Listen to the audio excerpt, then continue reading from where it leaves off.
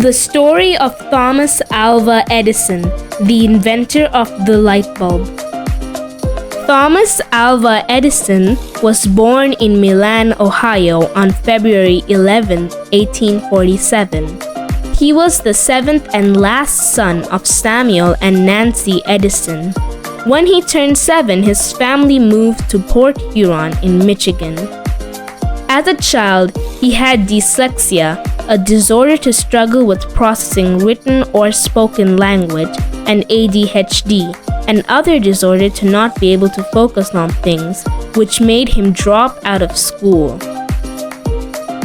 On his last day, the teacher gave him a letter to give to his mom.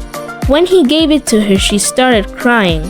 He asked her what's wrong, and as a praying mother, she didn't want to discourage her son, so she read that the letter said, "Thomas is a genius. This school is too small for his bright mind. We don't have enough resources for your son. We don't have good enough teachers to train him. Please teach him yourself." So for the rest of his childhood, he was homeschooled by his mother. He was a very curious child, and during his free time, he would read scientific books and also learn how to operate telegraphs. At the age of 10, he asked his parents if he could own his own laboratory at home.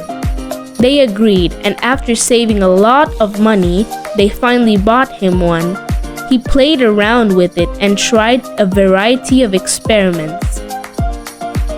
When he got older, around the age of 15, he needed to make money by himself, so he sold newspapers and candy in a train station. One day, he found a little kid on the train track, and he pulled them out of there before things could get any worse. The staff saw what had happened, and they hired Thomas to become a full-time telegrapher in the train station. He was very happy. He used to get bored by waiting for his customers, so he sometimes bought stuff from his lab and make experiments in his office. After having an accident including acid, he got fired from his job. When he turned 24, his mother became sick, and she got admitted in a hospital. During that time, it was night, and a surgery needed to be done, so the doctors told Thomas's father that they have to wait until morning for it to be done because there's no light. So eventually his mother died. After a while in his house, he found a small envelope, and it turned out to be the same one that his teacher gave him in school. He opened it and read, "Your son has a hard time paying attention in class. Because of him, other children are also getting distracted. Our teachers cannot teach him. Please don't send him to school from tomorrow and onward." He sat down and cried for a few hours. He did not know that his mother was encouraging him that much. But Thomas knew there had to be a way to make a source of light, so he tried. He failed 2,774 times, but finally, on his 2,775th time, he succeeded. The light stayed for 40 minutes before it went out. Thomas was delighted that his hard work finally paid off, and he made a new invention. The first book he read under the light of his invention is the Bible, and more specifically the verse Job 28:3. He set it an end to darkness and searcheth out all perfection, the stones of darkness and the shadow of death. These are the words that made him confident in inventing the world's first light bulb in the year 1879. Sometime later, his lab got set on fire, and by the time he put it out, all of his years of research had been burnt into ashes. He told his son that the fire burnt his mistakes and they can have a fresh start again. Like that, he made many more new inventions and became one of the greatest inventors in history.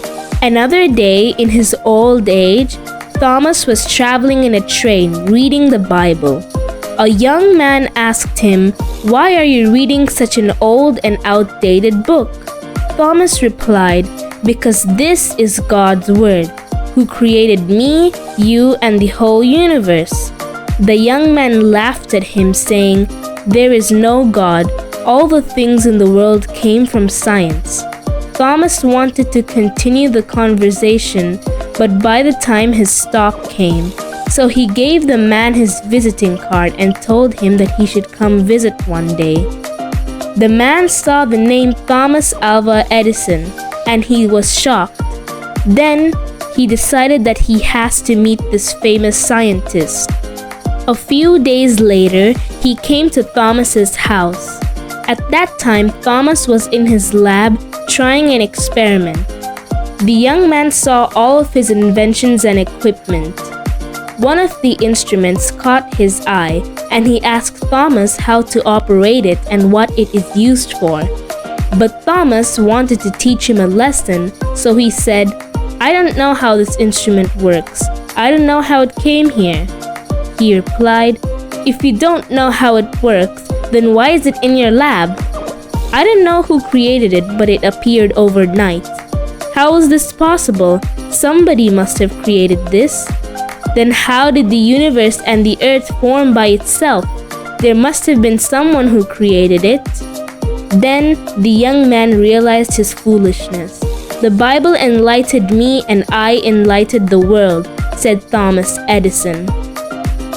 He died on the 18th of October in 1931, West Orange, New Jersey, in United States.